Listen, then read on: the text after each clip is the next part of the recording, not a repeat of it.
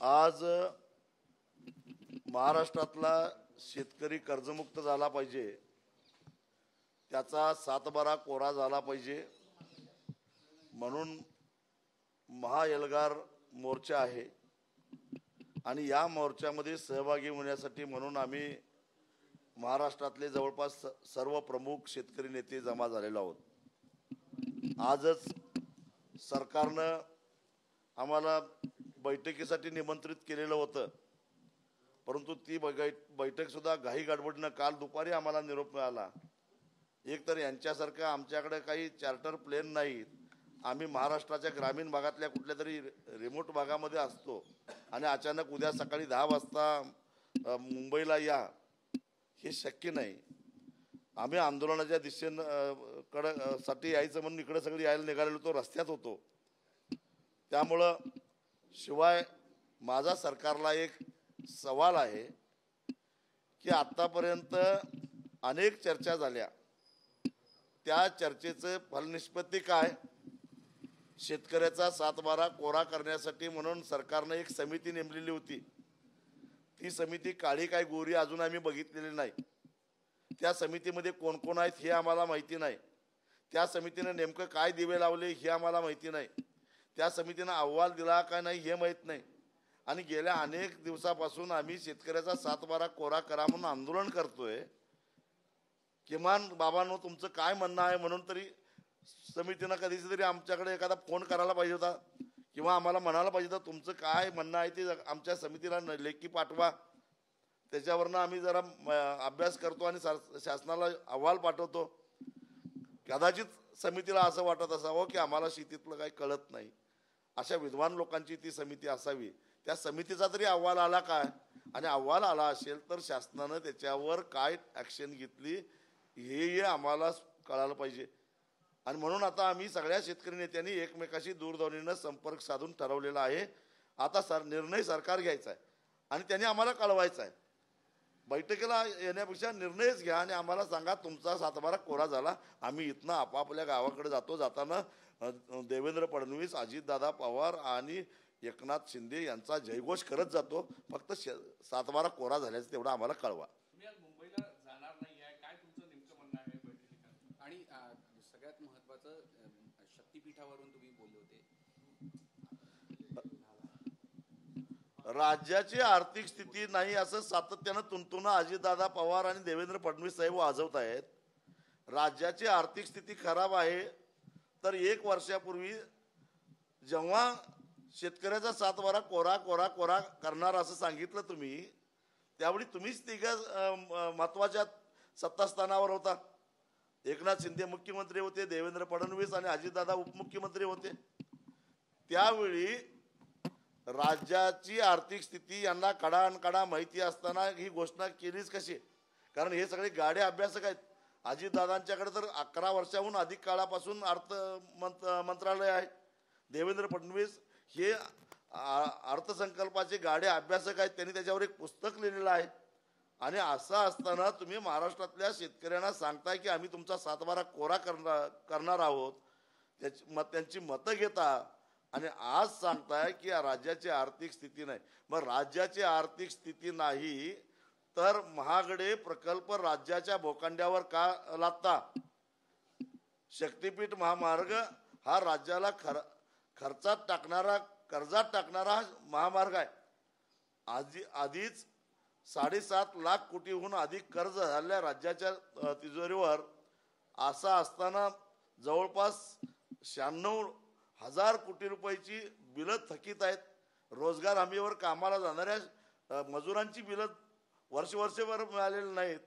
आणि असं असताना राज्यातलं आतापर्यंत सगळ्यात महागडं 5.8% व्याजाचं कर्ज काढून शक्तीपीठ महामार्गासाठी 20,000 कोटीची जी भूसंपादनासाठी तरतूद केलेली आहे तेच पैसे सातबारा कोरा करायला वापरा ना। पैसे नाहीत कोण म्हणतं? तुम्हाला बुलेट ट्रेनसाठी पैसे आहेत, तुम्हाला शक्तीपीठ महामार्गासाठी पैसे आहेत, तुम्हाला महागडे रस्ते करण्यासाठी पैसे आहेत। आणि तुमच्याकडं जर शेतकऱ्याचा सातबारा कोरा करायला पैसे नसतील, दररोज 8 या हिशेबानं शेतकरी आत्महत्या करतायत आणि तरी सुद्धा यांना पाजर फुटत नसेल तर आता शेतकऱ्याचा एल्गार यांना कळल काल एका शेतकऱ्यांना फक्त तहसीलदाराची गाडी पोडलेली आहे. मंत्र्यांच्या गाड्या सुरक्षित राहणार नाहीत हे लक्षात ठेवा. वसंतदादा शुगर इन्स्टिट्यूटची इन्क्वायरी लावलेली आता माहिती येते त्या बाबत. मुख्यमंत्र्यांनी चांगला निर्णय घेतलेला आहे, मी त्याचं स्वागत करतो.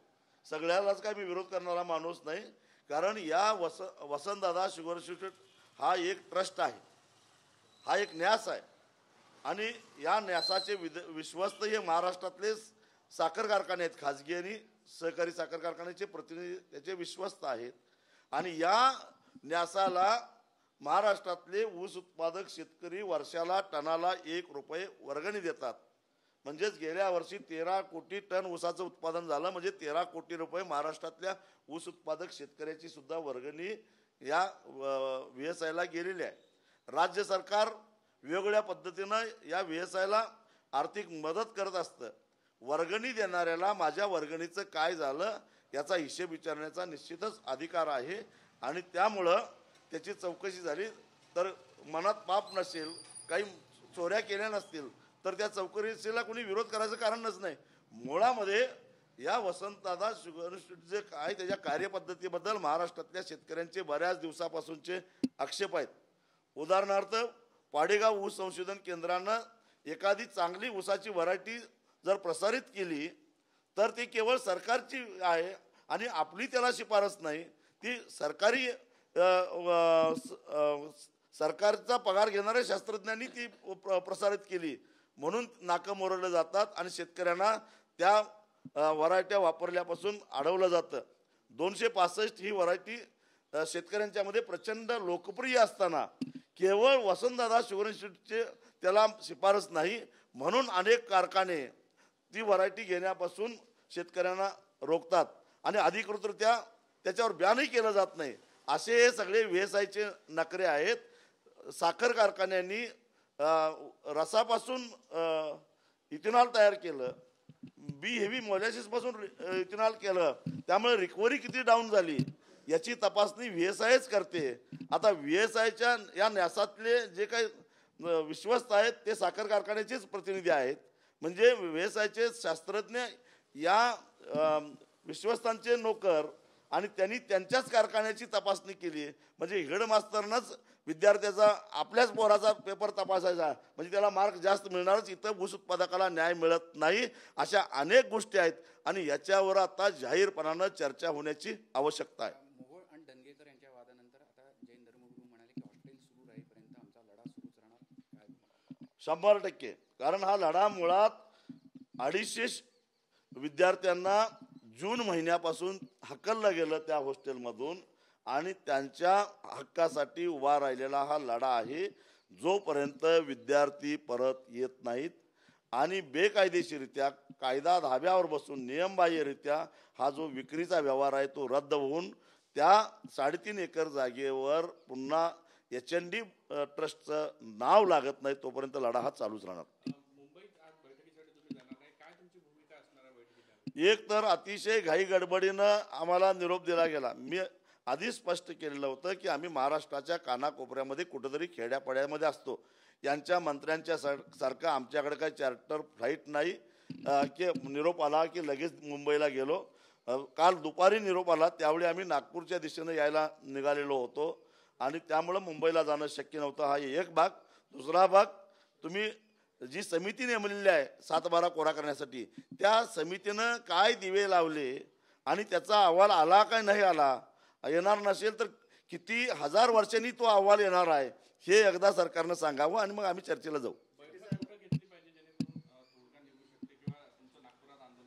आता नागपूरमध्ये मुख्यमंत्र्यांचं घर आहे आणि जवळपास सगळे प्रमुख शेतकरी नेते आम्ही नागपूरमध्ये जमा झालेलो आहोत. आता आम्ही काय नागपूरला गेलो तर आम्हाला लागतील समृद्धी महामार्गाने गेलो तरी सुद्धा काही आम्ही 10 तासापेक्षा जास्त उशीर लागणार. त्यापेक्षा मुख्यमंत्र्यांनी विमानाने यावं, इथं बैठक इथंच करून टाकावी. हिवाळी अधिवेशनासाठी डागडुजीचं काम सुरू झालं. अनेक बंगले डागडुजीसाठी तयार होत आहेत. विधानसभा अध्यक्षांच्या बंगल्यावर तब्बल 1 कोटींचा खर्च करण्यात येतोय केवळ डागडुजीसाठी. सगळंच काही काढून टाकण्यात आलेलं आहे. याची तुलना मी फ्रान्सच्या राजाबरोबरच करेन. इथं शेतकरी आत्महत्या करतायत ठेकेदार बिलं मिळत नाहीत म्हणून आत्महत्या करतायत आणि माझ्या माहितीप्रमाणे विधानसभा अध्यक्षांच्या बंगल्याच्या दुरुस्तीसाठी 1 कोटी रुपये काहीतरी खर्च होत आहे असं मी ऐकलं. अहो 1 कोटीत नवीन बंगला आला असता की. असं वागू नका. फ्रान्सच्या राजाची अवस्था काय झाली हे कळालं नाही का नाही. विधानसभा अध्यक्षांनी याचा बोध घ्यावा, नाहीतर नेपाळ महाराष्ट्रात यायला वेळ लागणार नाही.